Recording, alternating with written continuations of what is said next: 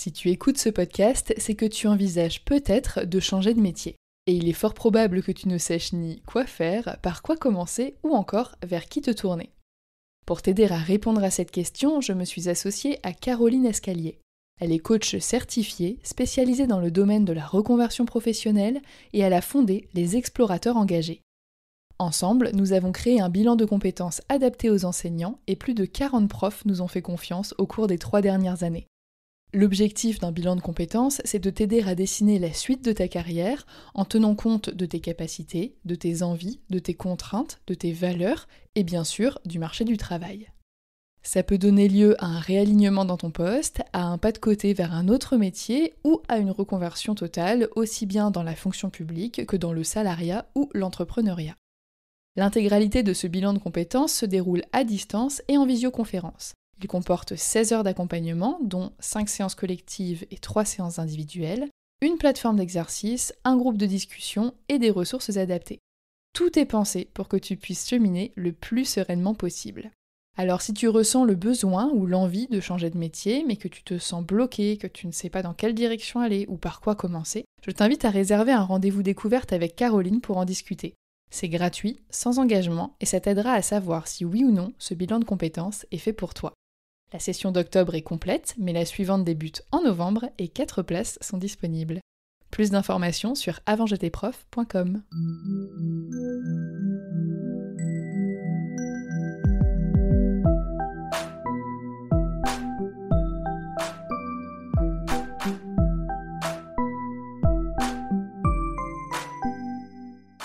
Bienvenue sur Avant j'étais prof, le podcast des enseignants en reconversion.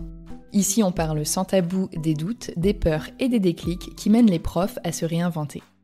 Si vous avez déjà pensé à quitter l'éducation nationale, si vous avez peur de ne rien savoir faire d'autre qu'enseigner, si vous souhaitez vous informer sur vos droits ou si vous cherchez simplement des idées de métier, vous êtes au bon endroit. Chaque mercredi, je publie des témoignages de profs reconvertis, des parcours d'enseignants en reconversion et des conseils concrets pour vous aider à construire la suite de votre carrière. Je m'appelle Florence, avant j'étais prof, et j'espère que grâce à cet épisode, vous pourrez bientôt en dire autant. Bonjour Priscilla et bienvenue sur le podcast. Bonjour Florence, merci beaucoup. Alors je vais mettre un petit peu de contexte sur que fais-tu ici puisqu'il y a quelques mois maintenant, même si c'était un projet secret jusqu'à présent, on a toutes les deux été retenues pour un même événement qui est assez connu dans le monde de l'entrepreneuriat francophone, qui a déjà existé l'année passée, qui revient cette année pour une 2e édition et qui s'appelle le cabinet des curiosités. Et en gros, en rentrant dans cet événement, on est invité sur une plateforme en ligne qui s'appelle Discord, qui est une sorte de messagerie. Donc ceux qui sont avec moi dans le club des profs en reconversion utilisent Discord aussi, ils connaissent. Et là, on a l'occasion de se présenter. Donc moi, j'ai fait ma présentation et ensuite, j'ai vu Priscilla se présenter en expliquant qu'avant, elle était prof. Donc je me suis dit que c'était vraiment la bonne aubaine. Donc en gros, pour ceux qui connaissent pas le cabinet des curiosités, je le précise parce que si vous pensez à vous lancer à votre compte, ça peut être intéressant. C'est une grosse collection de petits produits numériques. Donc c'est pas des formations ou des choses longues à suivre, c'est vraiment des petits ateliers, des outils, des templates, des e-books, des choses comme ça, qui s'adressent aux entrepreneurs et entrepreneuses qui ont besoin d'une présence en ligne. Donc en soi, même si on est, je sais pas, sophrologue ou photographe, on a besoin de réseaux sociaux, donc on va avoir besoin d'une présence en ligne. Et le but, c'est de pouvoir appliquer ces petits produits-là en moins de 3 heures pour développer son entreprise. Et il y en aura 124 des petits produits comme ça, dont on n'a pas encore le droit de parler, on a le droit juste de donner les nôtres. Alors de quoi parlera le tien, Priscilla ? Et bien alors le mien, il va peut-être moins intéresser les profs, mais en tout cas il intéresse beaucoup les entrepreneurs, notamment les coachs, les thérapeutes, enfin tous ceux qui veulent créer, qui veulent vraiment impacter avec leur accompagnement, avec ce qu'ils transmettent à leurs clients. Et le mien, il va s'appeler Déclenche l'effet waouh. Et donc, c'est toutes les stratégies pédagogiques que j'essaye de donner aux professionnels qui veulent absolument que leurs clients aillent au bout des programmes en ligne. Parce que c'est vraiment avec l'explosion des programmes en ligne qu'il y a eu de ces dernières années, il y a eu vraiment de tout. Et donc, c'est toutes les stratégies qui permettent de faire vivre une véritable expérience aux personnes, vraiment quelque chose de mémorable. Des stratégies, un petit peu des leviers que je vulgarise en neurosciences pour faire en sorte que les personnes retiennent l'information, qu'elles passent à l'action, qu'elles se saisissent de tout ce qu'on leur donne et surtout qu'elles restent jusqu'au bout. Et accessoirement, du coup, qu'elles soient super contentes, qu'elles obtiennent des vrais résultats. Mais pour ça, il faut qu'il y ait de l'engagement. Et donc ça manque. Parce qu'en fait, ce qui manque dans beaucoup de programmes en ligne, c'est la pédagogie. C'est tout ça. Simplement. Donc voilà. Je pense que pour le coup, toi tu disais ça va pas forcément autant intéresser les profs, mais en fait dans ceux qui se lancent, toi tu connais pas toute ma cible, mais dans ceux qui se lancent à leur compte, c'est vrai qu'il y en a pas mal, et je pense qui écoutent le podcast aujourd'hui et qui se lancent souvent, c'est soit dans le domaine du bien-être, soit dans la transmission, l'enseignement, le partage, la pédagogie, etc. Donc en fait c'est des choses qui peuvent intéresser, et au-delà de ça, je pense que ce que tu fais c'est très bien, parce que moi je recommande toujours aux personnes qui m'écoutent de pas acheter plein de formations sans aller au bout. C'est pas le fait d'acheter une formation qui fait que tu vas être formé, c'est le fait de faire l'effort d'aller jusqu'au bout de ta formation. C'est ça, mais c'est deux choses différentes. aujourd'hui, malheureusement, certaines formations en ligne n'ont pas la pédagogie. Il y a une expertise magnifique à transmettre, mais pas la pédagogie. Donc en fait, on s'ennuie. Les lives, c'est horrible, moi je déplore vraiment. Donc voilà, donc c'est plein de stratégies, donc c'est en direction de tous les professionnels qui voudraient transformer leur expertise en un programme en ligne, une offre de groupe, un coaching collectif, une immersion, un mastermind, peu importe. Et du coup, on plonge vraiment dans les stratégies qui font vraiment la différence dans les supports pédagogiques, dans les vidéos, dans les moments de live, dans les moments de partage, et toutes les clés pour aller vraiment booster l'encodage de l'information, la consolidation, et après toute la partie engagement, passage à l'action. Voilà.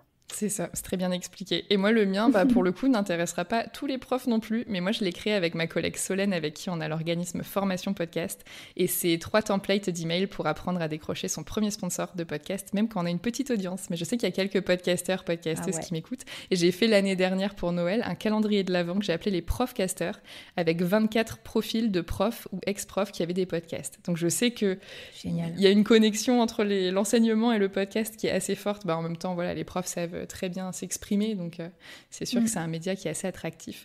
Donc voilà, comme ça, vous savez comment on a fait connaissance, et je me suis vraiment dit, mais en fait, des profs, il y en a partout, parce que t'es pas la seule que j'ai vue sur ce forum Discord. Il y en a une autre, et je pense qu'il y en a même encore d'autres qui ne pensent pas forcément à dire qu'avant ils étaient profs. Je pense que passé un certain nombre d'années, on pense plus à le préciser. Mais voilà. Donc toi, Priscilla, comment te présenterais-tu aujourd'hui ? Alors, comme une ex-prof, c'est rigolo ce que tu dis, parce que finalement, il y a un moment où on le sent en fait, où on dit plus qu'on est prof. On dit plus qu'on est prof, il y a un moment, donc il y a quand même aussi quelque chose qui se bouscule en termes d'identité. Donc voilà, moi j'ai été prof pendant 20 ans, et aujourd'hui je suis, alors il y a plein d'appellations, coach business, et surtout ma particularité, c'est que j'utilise les stratégies pédagogiques pour sublimer, pour aider en tout cas à rendre les programmes en ligne. Alors ma particularité, c'est vraiment les programmes en ligne ou les accompagnements de groupe. Alors avec l'aspect digital, mais tout est applicable aussi quand on est en présentiel.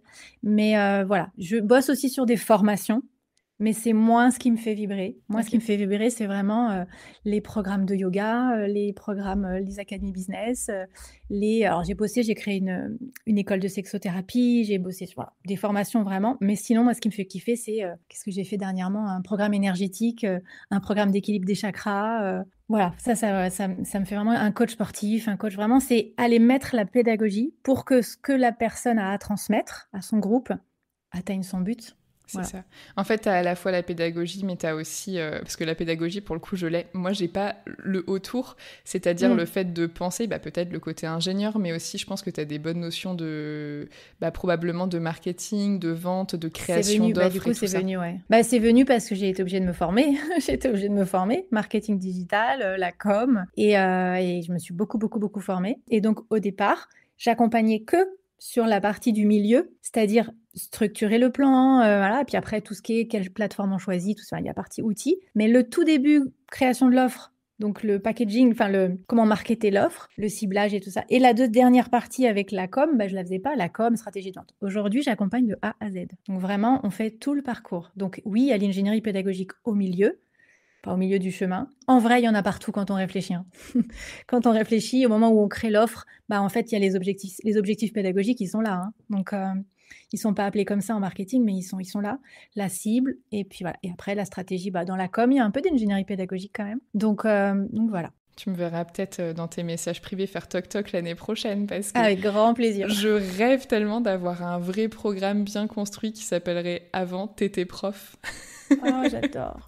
Et du coup, là, j'ai mis plein de bases en place toute l'année qui vient de s'écouler, là, sur 2024-2025, mais j'ai beaucoup d'accompagnement individuel, de groupe, à distance, mais il n'y a pas vraiment de lien entre chaque, et je pense qu'il y a quelque chose de plus intelligent à faire, mais c'est pas facile. Moi, je débute dans ce domaine-là, donc c'est pas évident, tout est nouveau. Donc, Ouais, mais souvent, les gens avec qui je bosse pensent que c'est une montagne. Tu vois, je bosse beaucoup, beaucoup avec des thérapeutes, sophro, hypno. Déjà, à la base, il y a un blocage parce qu'ils disent, mais je comprends pas, moi, je fais du sur-mesure tout le temps. Donc, comment tu veux que je fasse quelque chose en collectif ou en ligne ou quoi? Donc, je leur montre que non, c'est possible. Et après, il y a une grosse montagne en se disant: «Mais en fait, la vidéo, la plateforme, le machin, les trucs», alors qu'en fait non, si on nous montre comment faire, tout roule et surtout quand tout est clair. Avant de t'enregistrer, si ton plan il est nickel et que ta pédagogie elle est bien pensée, ça roule quoi. Donc voilà. Et après il y a toute la partie lancement parce qu'après c'est bien d'avoir créé un bébé, mais il faut Ah non, ça faut le vendre. c'est encore autre chose. Mmh. Mais ce qui est bien, c'est que tu arrives à te reposer sur des compétences que tu as déjà, que tu as Mmh. développées en tant que prof, et y ajouter des choses pour trouver aujourd'hui un quotidien et un métier qui te passionne. Et c'est bien le plus important, j'ai envie de Exactement. dire. Tu as raison. Oui. Comment est-ce que tu es devenue prof à la base? Prof de quoi? Pendant combien de temps? Alors, comment je suis devenue prof? C'est une bonne question parce que, moi je vais pas dire: «Ah moi je voulais être prof, je voulais être maîtresse quand j'étais petite». Je crois pas. J'ai fait 5 ans de droit, donc à la base, j'étais pas du tout destinée pour être prof et puis à un moment de ma vie alors très vite, j'ai compris que même si j'étais passionnée par le métier d'avocat, j'allais pas, réussir à faire ce métier.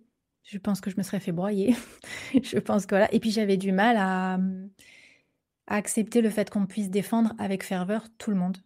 Vraiment et Je suis assez d'accord, ça quand j'ai doit être dit ça à la dur. fac, on m'a tapé sur les doigts et voilà. Donc je me cherchais un peu, mais en même temps, j'étais passionnée par le droit, passionnée par vraiment et puis à un moment, l'opportunité a fait que, j'ai en 5e année, je me suis spécialisée en droit médical et puis je sentais que j'avais envie de bosser. J'aimais ce que je faisais, mais je voulais bosser, mais je savais bon voilà et donc à ce moment-là, je me suis dit: «Bon, bah, je vais faire prof».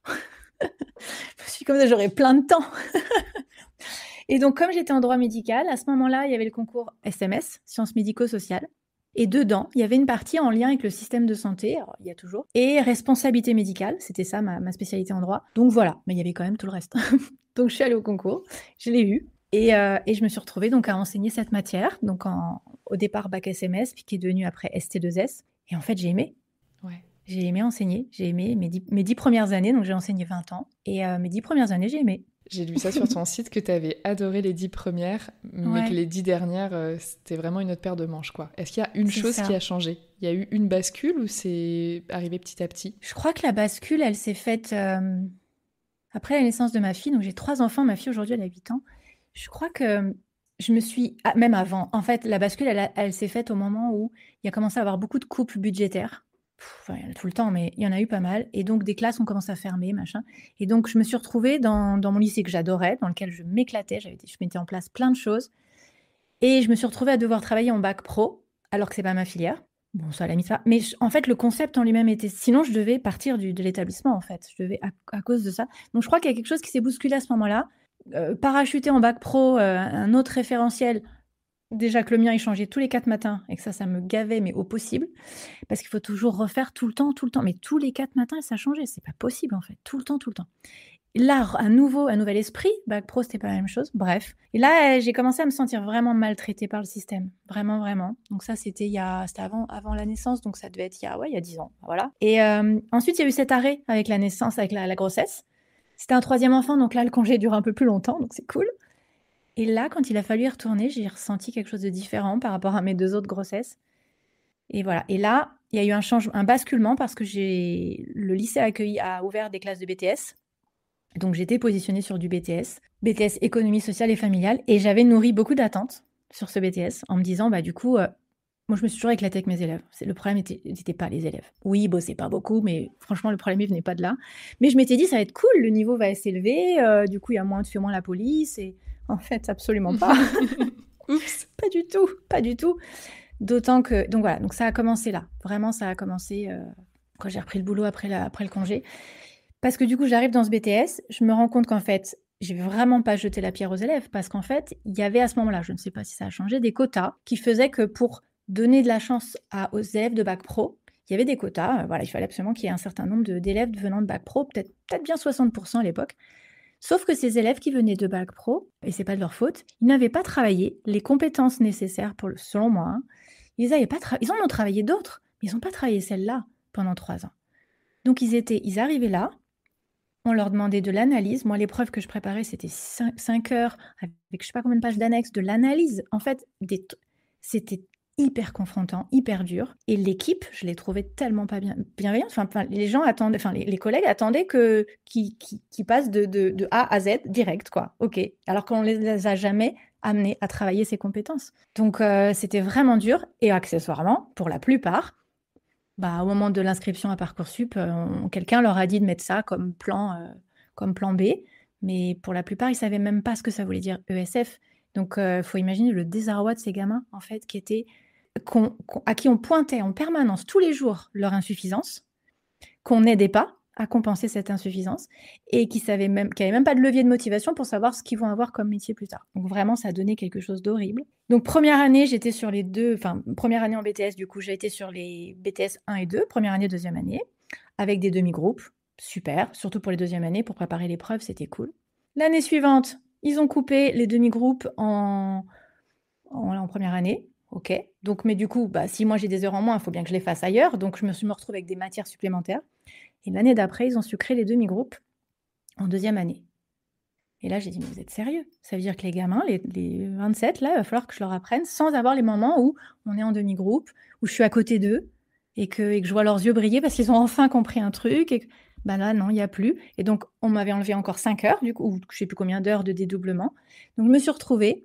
J'étais à 80% à ce moment-là. Je me suis retrouvée avec 5 niveaux différents dans les 2 classes, 5 matières du coup différentes, qui n'étaient pas les miennes, parce qu'en BTS, on bricole comme on peut. Voilà. Et là, en fait, je me suis dit, mais en fait, il y a un truc qui ne va pas. Et voilà. Et après, il y a eu le confinement qui a... Ouais. Où là, j'ai ouvert les yeux sur le système et j'ai ouvert les yeux encore plus et j'ai vu des choses tellement méchantes, tellement atroces, je ne voulais plus, quoi. Donc voilà.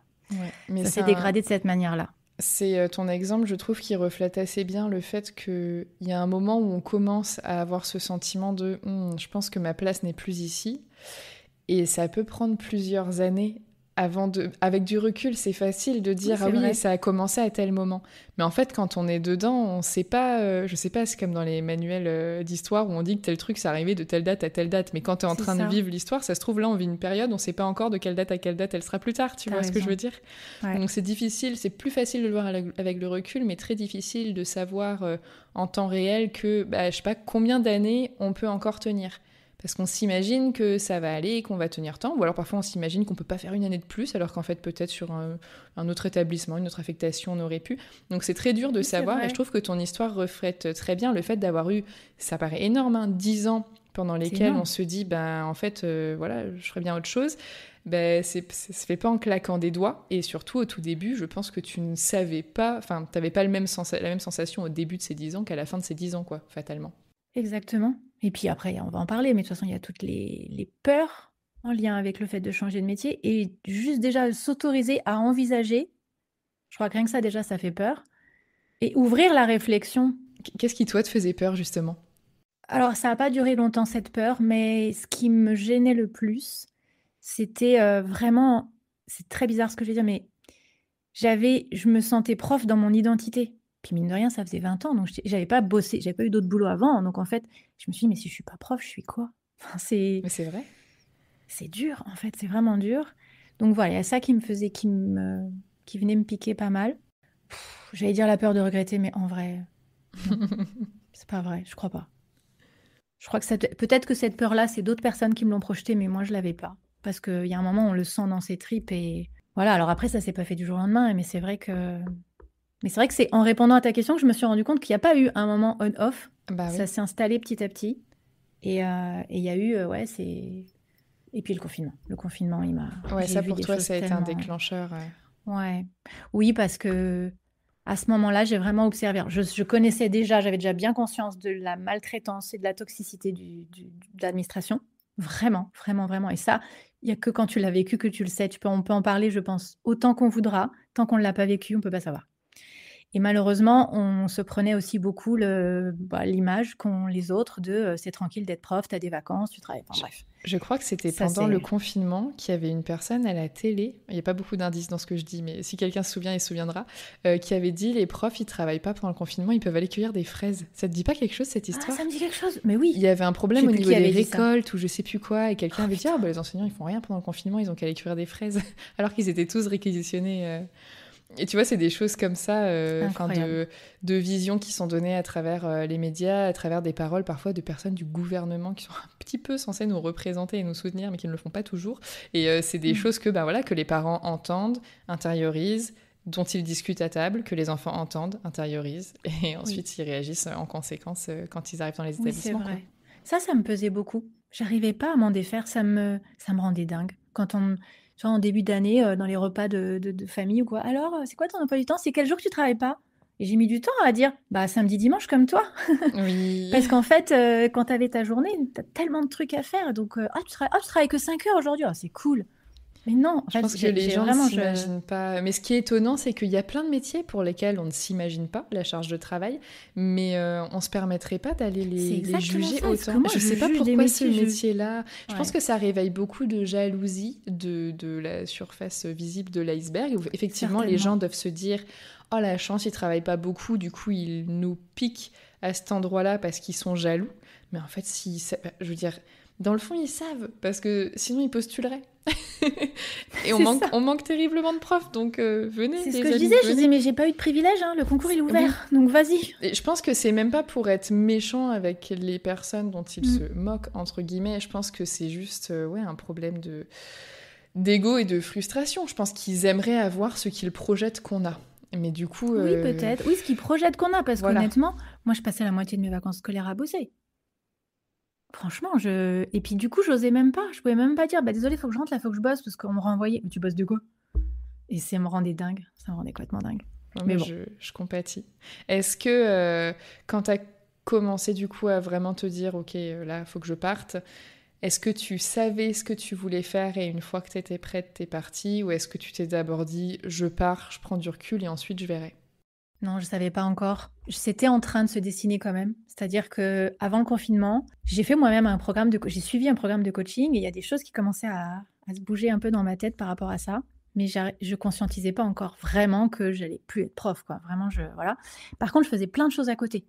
Je faisais Ok. vraiment plein de choses. J'ai écrit pas mal de bouquins. Et puis, avec mon ami psychologue, on a créé un programme de coaching qui mélangeait à la fois le coaching, donc connaissance de soi, force, faiblesse, et en même temps, la neuroéducation pour aider les étudiants à se fabriquer leurs propres, ressources, leurs propres stratégies d'apprentissage quoi, sur la mémoire, l'attention, bref. On a fait ça 3 ans à la fac et donc voilà, donc vraiment ça prenait mon puis petit à petit, je me suis dit: «Mais il y a quelque chose que je peux faire». En fait, j'ai petit à petit, je voyais que j'avais envie d'aller ailleurs. Voilà, donc ça s'est installé comme ça et pendant le confinement, donc là déjà, envie de vomir du système, vraiment, vraiment. Et hem et pendant le confinement, donc je venais de faire donc c'est arrivé à ce moment-là, j'avais fait pour la première fois, c'était ma première demande, un congé de formation pour passer la greg et bah, je l'ai eu. Donc Oh en bah mai alors ça, chapeau. Première 2020, demande? bah oui, première demande. Comme quoi, toujours croire en ses rêves. Non mais c'est un truc de fou, parce qu'on m'avait toujours dit c'est 6 7 ans et d'ailleurs c'est pour ça que je l'avais demandé en pensant que ça serait dans longtemps. Donc me voilà partie en congé de formation et la bascule s'est faite là en fait, parce que du coup je me suis dit: «Mais en fait j'ai pas envie d'y retourner». Pendant un an, alors j'en ai chié parce que j'ai bossé la grecque, mais pendant un an, j'étais ailleurs, dans un autre rythme, sans être en congé mater et voilà et donc là, à ce moment-là, les trucs, voilà donc j'ai quand même bossé la grecque alors que je sentais que je voulais partir, donc là, il y avait un truc qui venait questionner quand même. Mais je m'étais dit: «La grecque, ça va me permettre de bosser moins, d'être payée plus, donc en attendant de faire ma reconversion», voilà. Au final, je l'ai pas eu, donc je suis allée aux écrits, mais je l'ai pas eu. Mais du coup, ben, en fait, j'ai demandé mon pendant l'année de la grecque, j'ai demandé mon temps partiel pour la rentrée et je me suis dit: «Bah non, je vais me lancer en tant que coach». Voilà. Parce qu'entre-temps, pendant le confinement, je m'étais formée et puis on a fait tout ce qu'on avait fait avec mon ami, et toutes mes lectures et tout ça, voilà. Donc Donc là, je m'étais dit: «Let's go». t'as commencé un temps partiel où tu étais du coup mi-prof, mi-coach en tant Exactement. qu'auto-entrepreneur. Oui. Et donc ça t'a permis... Est-ce que tu t'es dit, ah, c'est un rythme qui me convient bien parce que quand même j'aime bien être prof? Ou est-ce qu'au fur et à mesure, tu t'es dit, en fait, je serais bien coach à temps plein et je quitterais bien le Ouais. N, quoi? Oui. Plutôt Non, non, ça. je me suis jamais dit: «Mais c'est génial ce» en plus, je crois que la première année, je bossais que le lundi, mardi, donc après j'avais toute la suite de ma semaine, tranquille sur mon entreprise. Non, je me suis jamais dit: «Mais c'est très bien comme rythme». Non, en fait, je kiffais tellement ce que je faisais dans mon cabinet avec mes clients, enfin je m'éclatais que finalement, en plus, le fait d'être dédoublée, d'avoir 2, ça me convenait pas. J'avais l'impression de m'éparpiller, pourtant je travaillais vraiment pas beaucoup d'heures, parce qu'en plus il y a les pondérations en BTS, donc vraiment je faisais pas beaucoup d'heures. Non, assez vite j'ai senti que ce serait transitoire et que Est-ce que tu as attendu du coup que ton activité soit stable, ton activité en tant que oui. freelance, avant de quitter le N? Oui, oui, j'ai attendu quand même. J'ai attendu parce que ça fait peur aussi quand même de se retrouver, Je suis bien d'accord. et puis même encore aujourd'hui, c'est quand même une autre vie et ça faut le dire, c'est une réalité. C'est une autre vie, hein, de pas avoir cette sécurité financière, qui tombe tous les mois.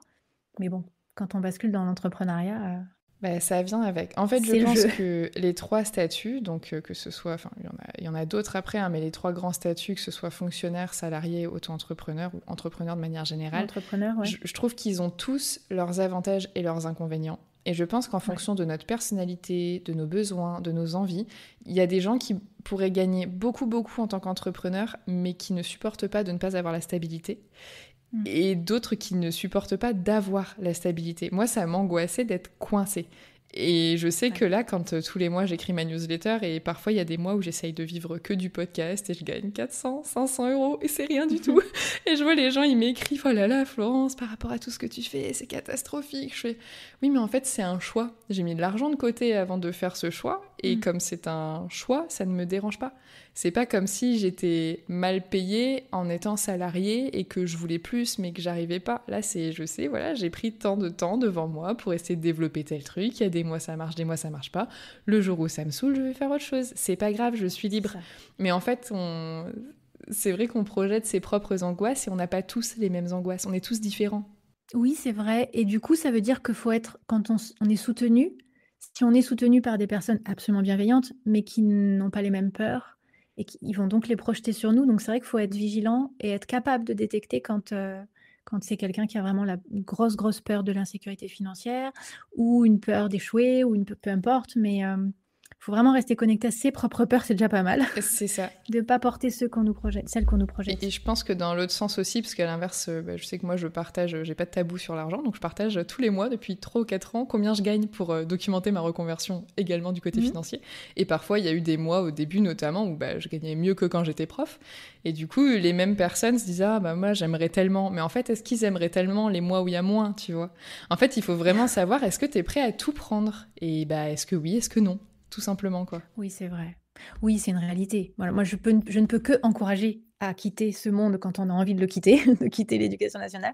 Mais il y a une réalité. C'est-à-dire qu'il y a des mois, effectivement, où tu gagnes plus et c'est magnifique. Et surtout, tu te sens utile et tu t'éclates et tu kiffes. Tu choisis les gens avec qui tu bosses. Enfin, voilà, c'est magnifique. Mais il faut accepter que parfois, il y a des mois beaucoup moins et beaucoup de travail, énormément de travail. Et, et surtout, cette irrégularité qu'il faut accepter. Parce C'est qu'on ça. ne le sait pas, en fait, les mois où il va y avoir un peu moins. Donc ça, oui, ça arrange vraiment beaucoup et c'est chouette de pouvoir se reconnecter au fait que dans ces moments-là, des moments de creux, de pouvoir se reconnecter, au fait que, en fait, pour rien au monde, je ferai marche arrière et ça, c'est et pourtant, j'ai vraiment des hauts et des bas, hein. J'ai vraiment des périodes, difficiles, des périodes magnifiques et des périodes difficiles do mais pour autant, voilà et je trouve que, on en a parlé avant, aujourd'hui, la date où on enregistre, cet épisode, on est le 29 août et c'est le jour de la pré-rentrée des profs et moi, je trouvais ça génial qu'on enregistre ce jour-là parce qu'il y a un fort symbole. Parce que, oui, je pense que j'ai jamais honnêtement, j'ai jamais autant pleuré que dans l'entrepreneuriat.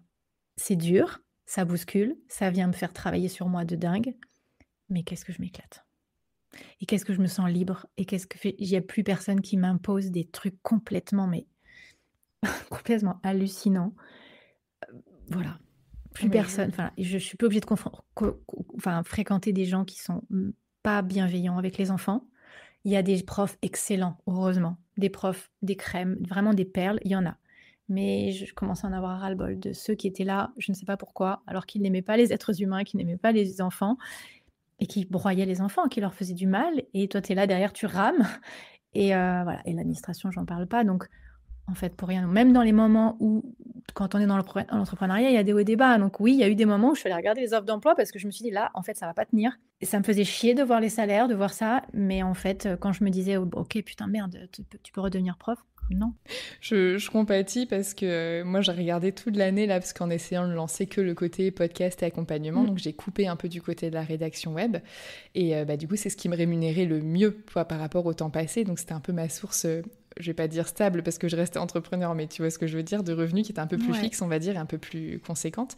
Et là, je me suis dit toute l'année, faudrait quand même que j'ai un petit temps partiel un peu sûr sur le côté, et j'avais pas envie de l'avoir pour ma propre activité. Donc je voulais pas reprendre des missions dans la rédaction web, même si je sais que ça paye bien, que j'aime ça, que je suis formée pour, Mmh. que je le fais bien.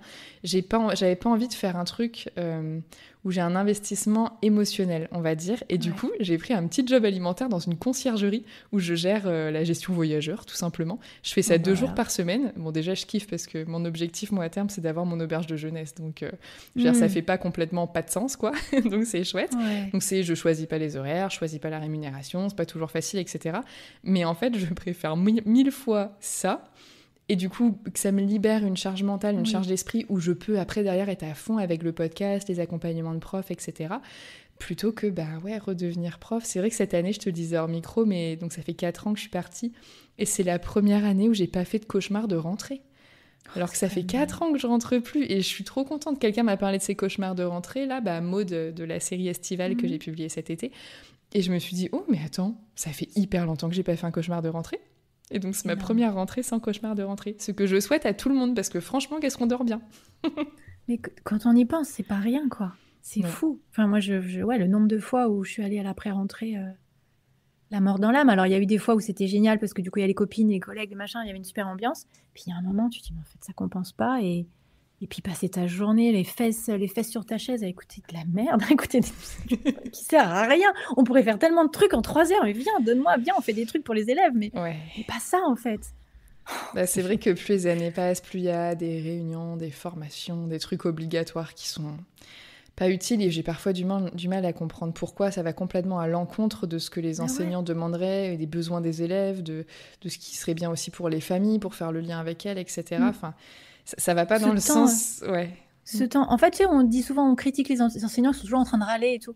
Mais oui, parce qu'en fait, nous, on veut pas, c'est pas qu'on veut pas bosser. Moi, cette journée-là, il n'y a pas de souci. Mais fais-moi faire des trucs utiles, quoi. Bah, c'est Fais-moi ça. faire des trucs vraiment utiles. Le Oh, cœur du mon métier Dieu. au final, quoi. Oui, ouais, c'est ça. Toi, on en a parlé un petit peu hors micro tout à l'heure. Tu as eu une période où tu as été en arrêt Ouais. qui a duré longtemps. Et alors, qui a duré du coup plusieurs petites fois, on va dire ça comme ça. Ouais. Et à un moment, on t'a proposé la retraite pour invalidité. Et il Mm. s'avère que j'ai fait un épisode là-dessus avec Emma. Alors, si je dis pas de bêtises, épisode 47 ou 48, quelque chose comme ça, qui est sorti en 2024. Et elle, entre ce qu'on lui avait dit et comment on le lui a amené, et ce que j'ai trouvé en ligne sur les sites officiels, il y a vraiment ces deux salles, deux ambiances. Et toi, ce Ouais. qu'on t'a dit, c'était encore différent. Est-ce que tu veux bien en parler? Mm. Oui, en fait, j'ai une pathologie qui fait que, effectivement, l'enseignement était devenu très, très difficile. Je suis narcoleptique et je me bats avec ça depuis. C'est une maladie invisible. Et donc, quand j'ai un accès de sommeil qui arrive, une crise, ben, personne ne le voit. En fait, c'est moi qui me bats. Donc voilà, donc c'est vraiment très, très compliqué et ça s'est dégradé. Et c'est vrai que le fait de travailler déjà moins à l'éducation nationale, c'était super. J'avais des horaires aménagés et tout ça, mais mine de rien, quand même, quand j'avais un accès de sommeil, c'était extrêmement difficile à lutter. Et par contre, le fait de pouvoir aménager mes horaires comme je veux dans l'entrepreneuriat, travailler de la maison, de pouvoir voilà, faire des siestes si j'en ai besoin, enfin, c'est complètement autre chose. Donc voilà, donc il s'avère qu'il y a un moment, je pouvais plus. À côté de ça, j'ai eu ce qui a fait que je me suis arrêtée, c'est que j'ai eu un grave incident personnel, familial qui m'a mis à plat complètement. Donc là, voilà, le premier arrêt commence là. Puis là, je suis accompagnée à ce moment-là et je me rends compte qu'effectivement, en termes avec ma pathologie, ça va être compliqué. Et donc le rectorat, donc je fais des arrêts, des petits arrêts, puis à un moment, le rectorat, me parle de ça, me parle de cette histoire de retraite pour invalidité. J'en avais jamais entendu parler. Je me suis dit: «Bah, pourquoi pas, ce serait trop bien». Et voilà, sauf qu'à ce moment-là, on me dit: «Oui, mais par contre, il faut des arrêts continus». Alors que moi, je ne faisais pas des arrêts continus pour pas perdre, pour pas passer en demi-traitement. Voilà, donc j'ai commencé à le faire, donc effectivement, tu perds une partie de ton salaire et et finalement, à un moment, donc j'ai pris contact avec une avocate spécialisée dans la fonction publique et elle m'a dit complètement autre chose. Elle m'a dit: «Mais en fait, pourquoi on vous a fait croire ça? C'est très dur à obtenir Et puis en plus, évidemment, il y avait l'entreprise à côté. Donc l'entreprise, enfin voilà, je suis en arrêt, alors j'étais à mi-temps. Bon bref, c'était un peu compliqué, donc je voulais pas trop non plus. Bref, donc voilà, j'ai vraiment l'impression qu'il y a plusieurs sons de cloche. Mais c'est vrai que je pense que j'aurais pu la tenter, l'invalidité, mais avec ma pathologie, ça passait. Et effectivement, le travailler de la maison, travailler à mon rythme. En fait, c'est surtout ça, travailler à mon rythme était vachement plus compatible avec ma pathologie. Voilà. Je pense qu'on est surpris du nombre de personnes, moi je le vois en interview, en personnes que j'accompagne et donc ils ne me le disent qu'en off, mais du nombre de personnes qui souffrent de pathologies, que ce soit physique, psychique ou les deux. Je pense qu'on ne s'imagine pas ce que c'est que d'avoir déjà un handicap tout court, mais en plus un handicap invisible où personne ne comprend et je pense que c'est difficile d'être reconnu. Et toi, tu pouvais avoir un dossier MDPH ou pas pour avoir des aménagements? Ok. Ah oui, mais ça n'a pas empêché l'éducation nationale d'être absolument imbuvable par rapport à cette pathologie, qui me laissait penser en permanence, enfin, qui donnait l'impression de penser que je mentais.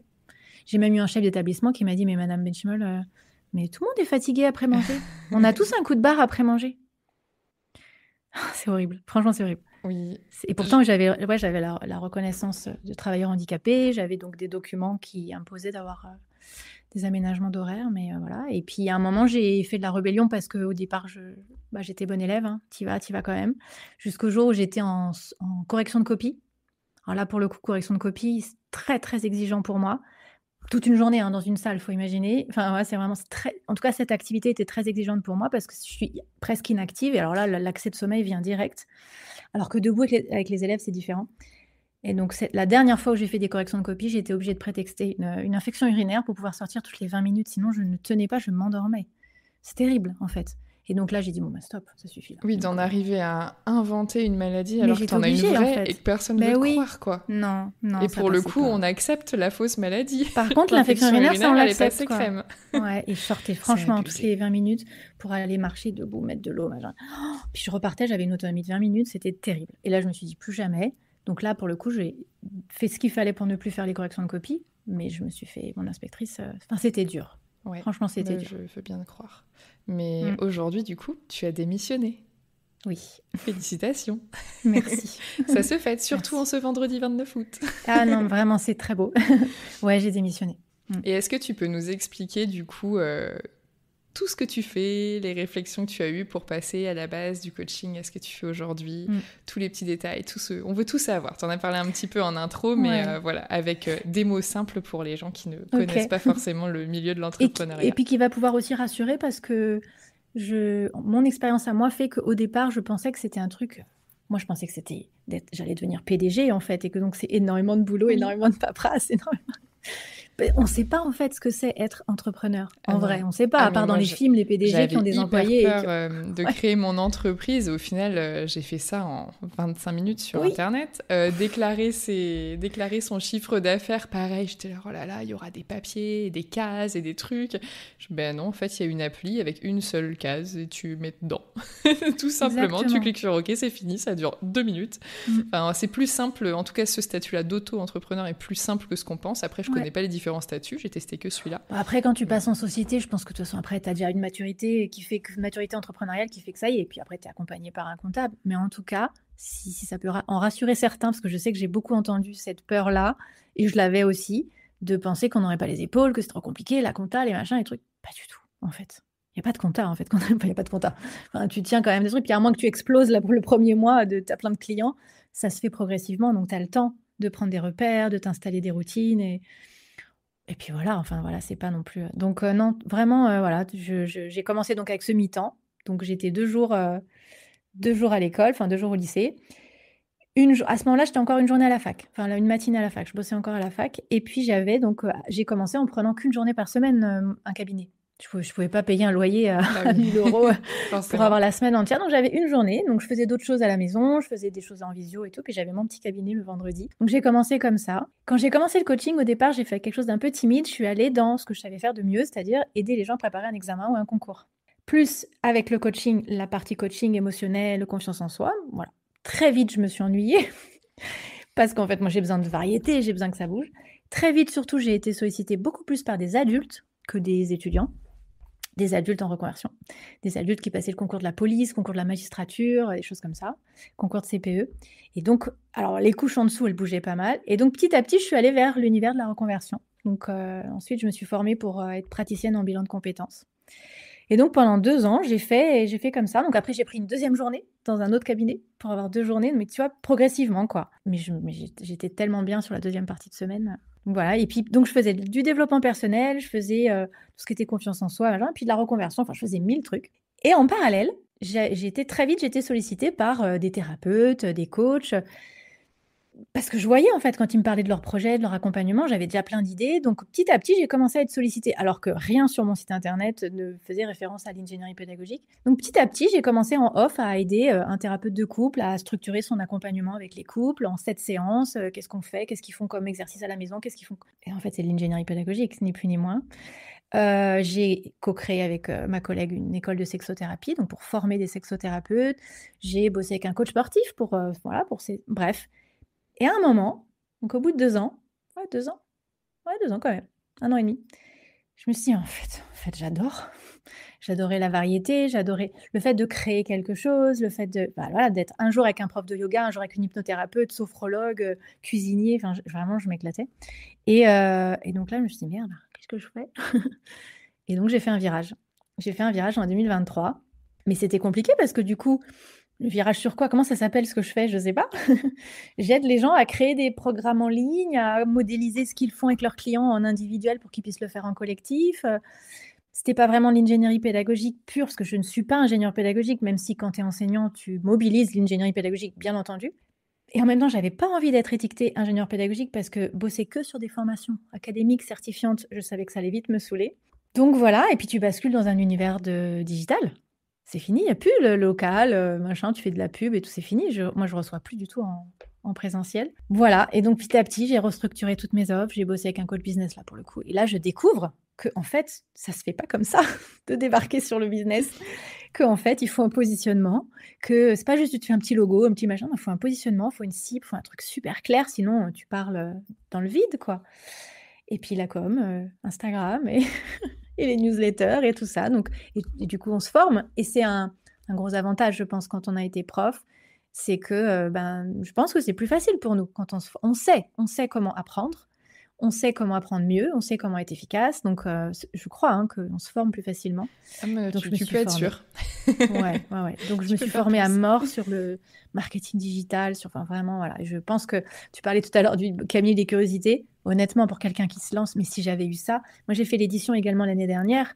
Et c'est J'ai la vu, première moi je chose l'ai que j'ai dit. acheté sans Ah, jamais trop penser bien. que l'année d'après j'en ferais partie. Vraiment, moi j'ai regardé C'est trop beau. toi et les autres, vous étiez 117 je crois l'année dernière. 117, ouais. Et j'ai regardé ça en me disant, mais t'imagines un jour ton entreprise est tellement mise en valeur que tu peux participer à un événement Ah, c'est trop aussi beau. grand. Enfin, je sais pas, c'est trop chouette quoi.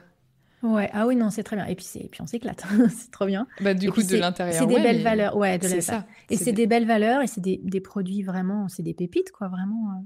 Je dis pas ça parce qu'il y a les nôtres, mais mais et en tout cas, vraiment, je le pensais. Si j'avais eu ça, ça m'aurait coûté tellement moins cher. Je me suis ruinée. Un truc Toi, t'as Instagram, suivi machin, la beaucoup de com. formations différentes du Ouais, je me coup. suis un peu éparpillée.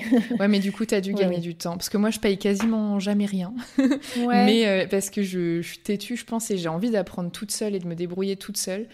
Et vraiment, ça fait 1 an et demi que j'essaye voilà, de sortir de ça, d'accepter de prendre les mains qu'on me tend, d'accepter de Ouais. déléguer, Puis d'être d'accepter... accompagné, en C'est fait, ça. d'être accompagné. Et j'avoue que j'ai On est dû... autodidacte, hein, je pense que Ouais, moi la première, mais en fait, il y a un moment, j'ai besoin de quelqu'un mettre les mains dedans avec moi parce qu'en fait, on peut pas être partout.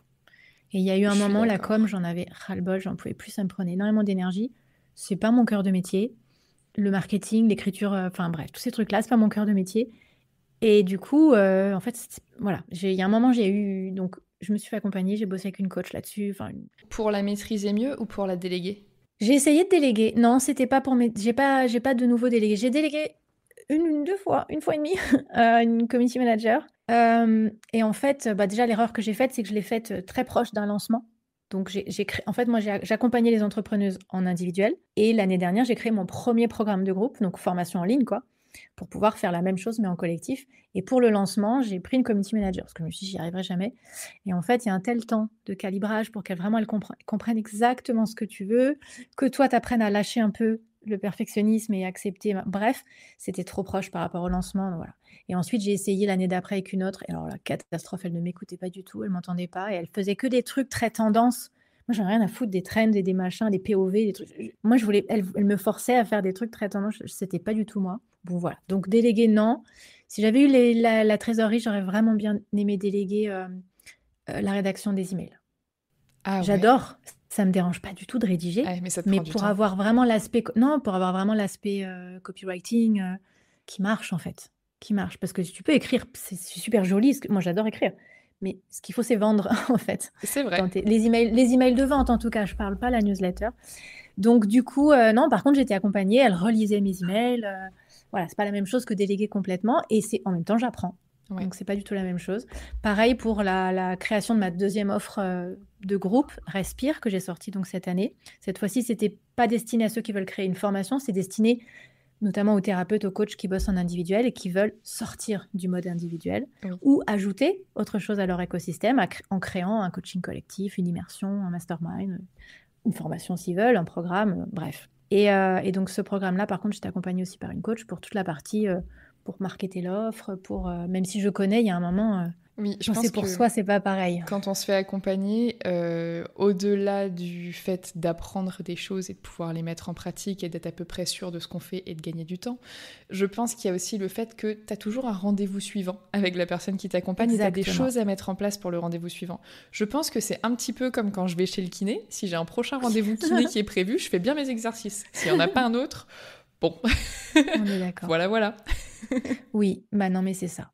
Et puis du coup, c'est quelqu'un qui va aussi pouvoir te faire des feedbacks, des retours sur ce que tu as créé. C'est quand même pas, c'est pas rien, quoi. Et qui va, s'il est bon, qui va aussi aller titiller les résistances qui vont être là. Qui va donc te faire bosser sur peut-être, j'en sais rien, la peur d'être jugé, en parlant de la com, quoi.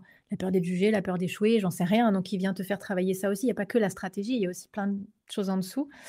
Donc oui, le conseil que je pourrais donner, c'est alors pas de claquer son argent parce qu'il faut être vraiment très, très minutieux, mais ouais, choisir stratégiquement. Et moi, avec le recul, je l'ai fait, mais de manière éparse. Il a fallu que je fasse une académie business. J'en ai créé 2 après, mais il a fallu que j'en suive une parce que ça donne toutes les clés parce que moi, j'ai découvert au bout de 2 ans que cette histoire de positionnement. Mais j'en ai pas besoin, il y avait le bouche à oreille, en local, quoi, donc tout allait voilà, donc C'est pas facile, parce que je sais que moi, là, les offres que j'ai créées cette année, quand t'as déjà une communauté qui t'écoute, qui te suit, dont je connais les besoins, je pense que ce que j'ai créé comme type d'accompagnement, effectivement, ça match. En plus, ils me font déjà confiance, donc bah forcément, au début, ça fonctionne bien. Après, le bouche à oreille marche. Du coup, j'ai l'impression que ça marche. Mais je pense que si je n'avais pas déjà cette visibilité-là, ça ne marcherait pas quand je vois le peu de fois où je communique et quand je le fais pas comme il faut. Même si les gens ils me disent « Ah oui, mais tel truc c'est joli, tel truc c'est bien dit ». Oui, je suis d'accord et je suis en accord avec ce que je fais, mais je sais que ça manque terriblement à la fois de rigueur, de compétences et de technique parce que c'est pas mon métier, parce que pour l'instant j'ai pas pris le temps de m'y former et parce que je n'ai pas choisi pour l'instant de déléguer cette partie-là. Et c'est des choses qui s'apprennent et comme tout, après, comme tu l'as dit à juste titre, on est enseignant, on a été généralement élève un bon paquet d'années avant, on sait apprendre. Donc en fait, globalement, on peut faire ce qu'on veut. Tu vois, moi, un de mes rêves cette année pour la saison 6 du podcast, c'est d'interviewer une personne qui est devenue médecin. Elle était prof et là, elle vient de finir 8 ou 9 ans d'études, elle vient de prêter serment. Elle a 3 ou 4 enfants, plus de 40 ans, elle a repris ses études pour être médecin. Je me dis, mais on peut tout faire en fait quand on a été prof. Faut accepter parfois de mettre une chose qu'on a fait par le passé de côté, repartir, alors pas de zéro, mais sur des nouvelles bases, sur d'autres choses, mais tout ce qu'on a appris nous sert, quoi. On a quand même une formation qui est très polyvalente, mine de rien, et c'est vrai que plus j'avance, là tu vois mon job alimentaire de conciergerie dont je parlais tout à l'heure, le recruteur m'a demandé un CV. Du coup, je lui dis, mais j'en ai pas. Il était un peu, mais comment ça, vous avez pas de CV? Il était un peu, pas énervé, mais c'est un peu sec, quoi. Et du coup, j'étais en train de balbutier derrière mon téléphone. Je disais, en fait, je travaille à mon compte. Et puis avant, j'étais prof pendant 6 ans. Et là, il m'a dit, ah, Non, mais c'est bon du coup. Vous avez un LinkedIn? Je dis ah ok. Voilà. En fait, le fait que je lui dise que j'avais été prof, pour lui, c'était bon, ça, c'est ce qu'elle fait la tête sur les épaules. Elle saura gérer les outils numériques, elle saura parler au moins 2 langues, elle saura gérer les groupes de voyageurs, elle saura répondre, elle saura faire des emails sans faute. En fait, lui, c'est tout ce qui l'intéressait, quoi. Ben oui. Et du coup, on sait le faire. Et en fait, je pense qu'il y a plein de choses qu'on sait faire, mais on ne se l'imagine pas. T'as raison. Et dans ton podcast, on l'entend souvent, en fait, des personnes qui ont découvert qu'en fait, elles avaient plein de compétences. Je crois que c'est l'interview que tu avais fait avec celle qui est devenue ingénieure pédagogique, justement. Oui, Claire. Elle disait qu'elle avait été surprise de voir les débouchés du master, en fait, du master life, parce que on en oublie et on est très, très vite formaté. Hein. Oui. Et quand moi, je l'ai vécu, je l'ai ressenti, de dire, mais qu'est-ce que je peux faire d'autre si je suis prof, c'est quoi d'autre que je puisse faire? Enfin, il y a ce petit flottement-là, et je l'ai observé beaucoup quand je bossais en bilan de compétences, quand j'accompagnais des personnes qui étaient profs ou professeurs des écoles, enfin bref. Mais j'avais ces phrases-là, j'avais ces discours-là, en fait, elles se sentaient capables de rien faire. Oui. Les gens que Et j'accompagne, c'est c'est souvent triste. ça. Mais oui, mais ça m'étonne pas. Moi aussi, je l'ai pensé. Et donc, le message que j'ai envie de faire passer aussi aujourd'hui, c'est vraiment, vraiment d'être conscient qu'on a développé dans notre métier, certes, des compétences propres à l'éducation nationale et à ce qu'on fait dans notre classe, mais on en a développé aussi tellement d'autres qui sont très précieuses dans plein de professions, plein d'activités, plein de projets ou de l'entrepreneuriat. Donc, ça peut être intéressant de les lister en les détachant de l'univers de l'enseignement. Mais tout ce qui est de l'ordre de la planification, de l'organisation, de l'anticipation. Quand tu organises un voyage scolaire, ou quand tu fais tes progressions sur l'année, là aujourd'hui, moi quand on me parle de stratégie de contenu pour les réseaux, et que tu dois voir en fonction des grandes périodes de l'année, en fonction de... mais en fait c'est ni plus ni moins que des programmations et des progressions, quoi. Exactement. Non, c'est dingue. Et puis la pédagogie, de toute façon, elle nous fait développer plein de compétences fortes.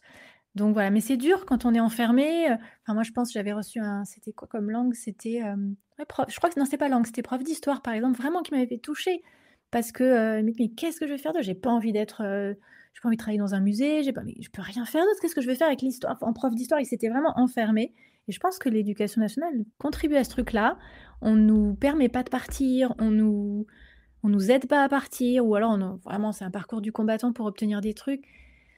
Voilà. Et puis d'un autre côté, je suis en train de me dire que si ça se trouve, un fleuriste qui veut changer de métier, peut-être que lui aussi se dit mais qu'est-ce que je vais bien pouvoir faire d'autre que fleuriste? Mais comme il est peut-être pas entouré de plein de fleuristes qui sont persuadés de savoir être que fleuriste. Ouais, il est entouré de plein d'autres gens qui font plein d'autres métiers, en fait. Nous, je pense qu'il y a un peu de ça. On est, mine de rien, tu vas dans une salle des profs, t'es entouré d'autres personnes qui font la même chose que toi. On n'est pas, je pense, la profession qui avons le plus confiance en nous. Peut-être lié à la façon dont on est malheureusement traité par l'institution, peut-être aussi lié au fait que c'est un métier qui est particulièrement féminin et que souvent les femmes ont moins confiance en elles que les hommes aussi. Et du coup, je pense qu'on ne se tire pas vers le haut sur ce point-là, parce qu'en fait, la peur amène la peur aussi, quoi. Et... C'est vrai ce que tu dis. Oui, parce qu'il y a d'autres métiers où il n'y a pas ça, en fait. C'est ok, je change, point barre, quoi. Je suis pas sûre Avant, j'étais fleuriste et que les fleuristes galèrent à trouver des profils de personnes qui ont réussi à faire autre chose. Wahou, tu vois, je pense que peut-être ils ont, je sais pas, plus confiance en eux, plus le fait d'avoir peut-être un métier manuel, j'en sais rien. Après, ça doit s'appliquer à d'autres métiers aussi, hein, mais... Je sais pas, après, je me demande s'il n'y a pas aussi, dans la balance, le concours. Alors le fait que quand tu démissionnes, on te supprime ton statut, quoi. Ouais, c'est fort quand même. Donc il y a une prise de risque dans la tête des gens, enfin dans notre tête. C'est pas le même risque, c'est vrai. En fait, tu perds vraiment quelque chose et tu sais pas ce que tu retrouves. Alors que c'est vrai qu'un fleuriste, il démissionne, au pire, il redevient fleuriste, quoi. Donc, c'est ça, ou un médecin qui en aurait marre, envie de faire autre chose, il perd pas. Alors que quand même... Non, on devient rien, tu n'es plus rien en fait. Moi, je préfère réembaucher un prof qui a démissionné il y a 3 mois que réembaucher un médecin qui a démissionné il y a 10 ans, quoi. C'est quand même pas... Enfin, je veux dire, c'est pas le même risque de métier, tu vois. Enfin, pourquoi les enseignants pourraient pas garder leurs compétences et leurs connaissances? Je pense que ça joue énormément. Parce qu'on en a bavé pour avoir notre concours. Enfin, c'est pas facile, les concours. Oui, puis c'est aussi 5 ans d'études. Donc c'est vrai que tu te dis, il y a un peu un côté, tout ça pour ça. Et d'un autre côté, je sais pas, c'est peut-être la trentaine qui me rend sage, mais plus j'avance, plus j'ai l'impression que c'est pas grave, c'est pas perdu et c'est pas un échec. Parce qu'en fait, si on n'avait pas fait... si on est devenu prof, c'est qu'à un moment, on en a eu envie, d'une façon ou d'une autre, Bien que ce sûr. soit pour la sécurité, fonder une famille, pour le Oui. métier en lui-même, j'en sais rien, pour déménager à un endroit, il y avait des postes à cet endroit-là, ça peut être plein de choses. Ouais. Et du coup, si un jour on n'a plus eu envie de l'être, c'est aussi parce qu'on n'en avait plus envie. Donc je pense que il faudrait pas, en tout cas, je pense, regretter le fait de l'avoir été, surtout si on a passé des bonnes années.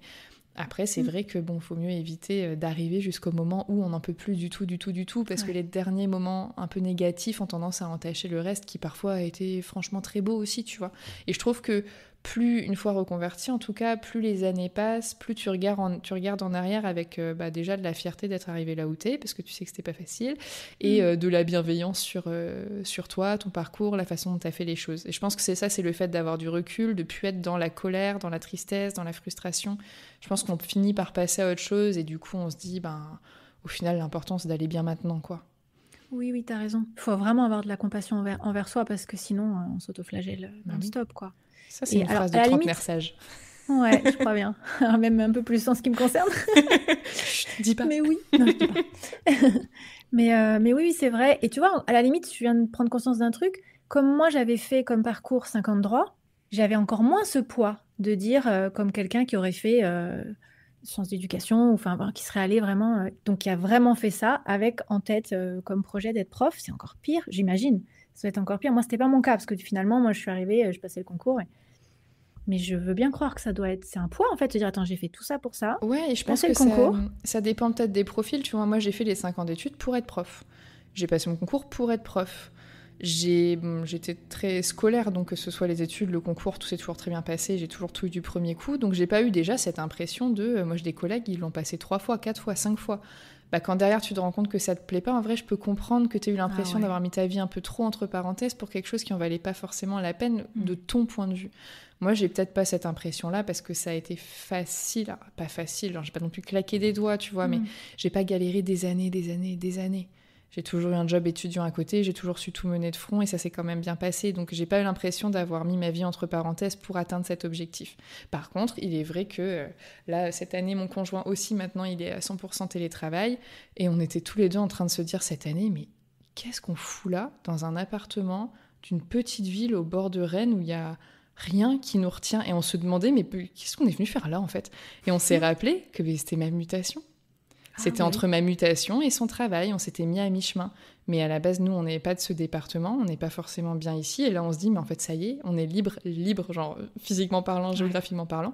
Et du coup, on va juste chercher à rentrer chez nous dans le Finistère en bord de mer. Et on sera là, je pense, vraiment bien. À la fois bien dans nos boulots. Bon, lui, il a toujours été, petit chanceux. Mais à la fois bien dans notre quotidien. Parce que ça aussi, le choix de là où tu vis, souvent, c'est par rapport à là où tu as ton concours, là où tu es affecté. Donc c'est vrai que ça a quand même un impact, quoi. Alors que quand t'es entrepreneur, ouais, il y a des hauts et il y a des bas, mais au moins, il y a des libertés que tu as, et c'est quand même des gros hauts. Ouais. Ouais, ouais, c'est clair. Mais, mais c'est sûr que ça bloque, en fait, vraiment. T'as beau te dire, ah, je vais avoir de la liberté, t'as beau, tu vois, dans la balance, tout ce que tu expliquais là, encore pire pour ceux qui auraient passé le concours plusieurs fois ou quoi. C'est hyper dur. Et je me souviens d'une stratégie en coaching que j'utilisais pas mal, qui marchait pas mal. C'est que quand quelqu'un était encore prof ou un autre métier, hein, finalement, qui envisageait de se reconvertir, ça marchait bien avec les profs. C'était qui me disait, mais tu te rends pas compte, machin, voilà, j'ai bossé dur, là, puis du coup, j'ai plus rien, qu'est-ce que je vais faire? Mais en même temps, qui me décrivait le désarroi dans lequel il était, le mal-être et vraiment le rejet total de cette profession et qu'il était en train de s'éteindre. Ma stratégie, c'était de lui dire: «OK, on inverse les rôles. On imagine que c'est ton enfant, ta fille, ton fils, peu importe, qui est dans cette situation et qui vient te raconter ça. Qu'est-ce que tu lui dis?» Et là, c'était magique parce qu'en fait, quand c'est pas pour soi, on arrive à se dire: «Non mais on en a rien à foutre que tu as passé 5 ans. On en a rien à foutre, c'est pas grave, tu as le droit de te tromper, tu as le droit de changer d'avis, tu as le droit de pas aimer, et ben change, change, va chercher ta liberté et ton kiff. Tant pis si tu gagneras moins, tant pis si tu» enfin et tant pis, voilà. Et donc hop, en général, il y avait un petit déclic quand c'était pas pour soi et pour son enfant et que parce qu'on a envie qu'il soit heureux, quoi. C'est ça. Donc voilà, c'est vraiment le message, c'est de s'écouter et de sentir quand, vraiment, vraiment on est en train d'être malheureux, vraiment, vraiment malheureux et et de se donner les moyens progressivement, tout en étant en sécurité d'abord, mais d'aller chercher du kiff, quoi. Oui, et puis c'est vrai, comme tu dis, de se mettre en sécurité d'abord, parce qu'on peut viser quelque chose qui potentiellement rapporterait moins, tout comme il y a des reconversions où on gagne plus aussi. C'est pas forcément, on s'imagine toujours que ça va aller dans le mauvais sens, ça peut C'est aussi vrai. aller dans le bon sens, et j'interviewe des gens pour qui ça va dans le bon sens. Et je pense que la projection aussi dont tu parlais tout à l'heure, ça fonctionne aussi avec les compétences et la confiance en soi. Les gens qui me disent oui, mais moi je suis nulle, je sais rien faire d'autre, machin. Mais est-ce que tu oserais dire à ton collègue ou ta mère ou ta sœur qui est prof, te reconvertir? Ah non, mais t'es nulle, tu sais rien faire d'autre. On parlerait jamais comme ça à quelqu'un d'autre. C'est Et en vrai. fait, on se parle comme ça à nous-mêmes. C'est triste en vrai quand on en prend connaissance, je trouve. Mais conscience, pardon. Mais Oui. et d'un côté, tu vois, je dis ça avec le recul que j'ai aujourd'hui. Et j'étais la première pendant 4 années à essayer de me reconvertir sans savoir quoi faire, en pensant que j'étais nulle, jusqu'à l'année où j'ai changé, où je pensais toujours que je serais nulle et que j'y arriverais pas. Et aujourd'hui, bah, c'est différent parce que les choses changent, parce que chaque année, on apprend, on grandit, on prend confiance en nous, on a nos expériences qui font que. Tout comme on l'avait quand on était prof. Forcément, on avait plus confiance en nous en tant que prof quand on a 10 ans d'expérience que l'année où on était stagiaire. Et en fait, c'est Oui, bien valable sûr. pour tout, quoi. C'est juste que, Ouais.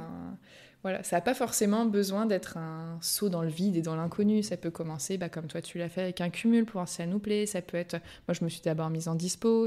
On n'est pas obligé de claquer la porte et de démissionner et de tout Oui, c'est perdre vrai. d'un coup, quoi. Et Oui, d'ailleurs, je dis tout carrément, tu peux perdre. En faire une fait, on dispo. perd des choses, mais on en gagne aussi d'autres. Enfin, Ouais. faut vraiment voir ce qui nous convient le mieux. Je pense que c'est ça, parce qu'il y a vraiment cette peur là de perdre le concours et de regretter. Du coup, pas de retour en arrière possible, puisqu'on est radié, on est voilà, on n'est plus rien.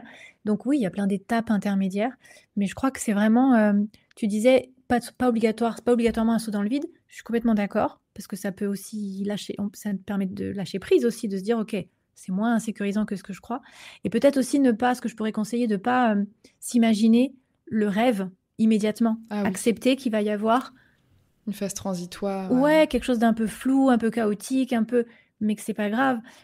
J'entends pas mal de personnes qui avaient pareil, qui avaient quitté l'éducation nationale et pour aller prendre un job, mais un job salarié, ils savent que c'est complètement temporaire, mais et je crois qu'il y avait une de tes invitées aussi qui l'a dit, mais quel bonheur, en fait, je travaille de 9 heures à 17 heures.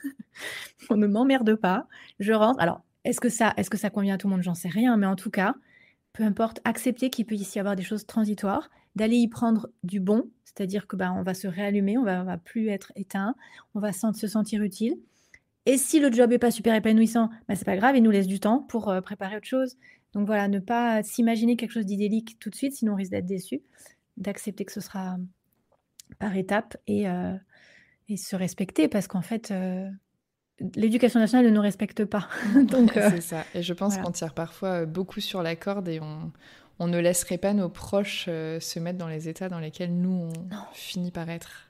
c'est vrai. Mais Et ni accepter ce qu'on a pu accepter. ah bah, c'est vrai que moi, parfois, je regarde en arrière, je me dis, mais comment j'ai pu en arriver là, quoi, à un tel état de mal-être, enfin, que ce soit psychologique ou physique, mais comment j'ai pu me rendre aussi malade? Pourquoi je suis pas partie avant? Mais en fait, avant, je savais pas que c'était maintenant qu'il fallait partir. Donc c'est un Non. peu facile quand on prend les Ouais. choses à l'envers. Puis avant, j'avais pas assez confiance en moi. Puis avant, j'aurais pas osé me mettre à mon compte et j'aurais jamais osé aller faire un Je crois qu'on entretien d'embauche. l'envisage même pas, en fait. Non, Il y a une phase où tu l'envisages même pas. Tu fais quoi? Tu non, vas t'es postuler juste à pas quoi? bien et Ou, tu te dis juste que bah, t'es oui, pas bien, point. et que ça sera comme ça toute ta vie. Ouais, alors Ouais, que ouais, non, c'est petite lumière au bout du mmh. tunnel à celles et ceux qui Oui, nous écoutent. oui. Et puis tu l'as dit aussi dans un de tes épisodes, tu l'avais dit aussi que parfois, faut changer d'environnement, changer d'établissement, s'investir dans d'autres projets. Faut essayer de faire bouger un peu les choses. C'est ça. Et après, se dire, OK, même dans d'autres contextes, je vois bien qu'il y a quelque chose qui va pas. C'est exactement ça. Mmh. Et est-ce que pour conclure, tu saurais compléter la phrase « Avant, j'étais prof, aujourd'hui, je suis ». Sans réfléchir, libre. Ah bah, tu sais qu'on me le dit souvent. Hein. Ah là, c'est du tac au tac. Hein. Ouais, bah écoute, c'est très beau. Et c'est Si tout je ce que mentalise, te- je peux sortir d'autres trucs, mais là, Ah bah non. sans mentaliser, là, quand tu as dit cette phrase, c'est... Non, mais Ouais. c'est tout ce que je te souhaite pour les nombreuses prochaines années à venir. Dans le travail Ouais. comme dans la vie d'ailleurs, hein, parce qu'on parle de Mm. reconversion pro, mais c'est aussi important d'être heureux à côté. Ouais, non, c'est... Mais bah, merci beaucoup en tout cas Priscilla pour toutes ces conversations, c'est toujours hyper intéressant. Je me dis quand même, ça fait plus de 5 ans que je fais ça. Ça fait bientôt autant de temps que j'ai ce podcast que de temps que j'ai passé à être prof. Et c'est marrant, le temps ne passe C'est pas drôle. du tout à la même vitesse.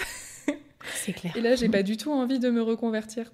Je cherche un stratagème pour arrêter. Donc, merci pour tout ça et merci aussi pour ta transparence. Et je pense que ce que toi, tu fais aujourd'hui, ça peut à la fois intéresser des personnes qui voudraient se reconvertir vers ce domaine-là, mais aussi des gens qui potentiellement se lanceraient à leur compte dans certains domaines et pourraient vouloir avoir un programme en ligne. Donc, je mettrai ton compte Instagram dans la description du podcast et je te taguerai aussi sur la publication associée. Et puis, un petit rappel pour les personnes qui veulent rejoindre le cabinet des curiosités dès cette semaine. Venez nous soutenir, s'il vous plaît. Et créer votre entreprise en même temps et la développer. Exactement. C'est autant pour les personnes qui se lancent, qui envisagent peut-être de se lancer, que pour celles qui voudraient monter d'un niveau avec leur business. C'est ça. Et pour nous, c'est une grande fierté parce que c'est vraiment un très gros événement dans le milieu de l'entrepreneuriat francophone. Si jamais vous êtes à votre compte, je pense que vous savez de quoi on parle. Donc, vous pouvez nous applaudir dans les commentaires. Je rigole. On prend. À bientôt, Priscilla. À bientôt, merci beaucoup.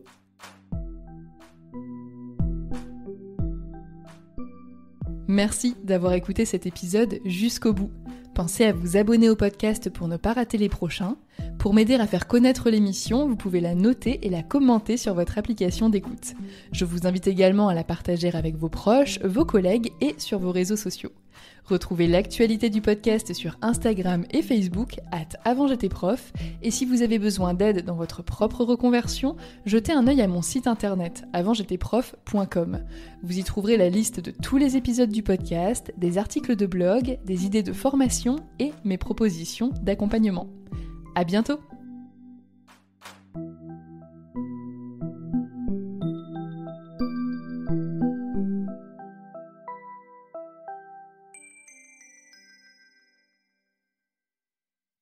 Si tu écoutes ce podcast, c'est que tu envisages peut-être de changer de métier.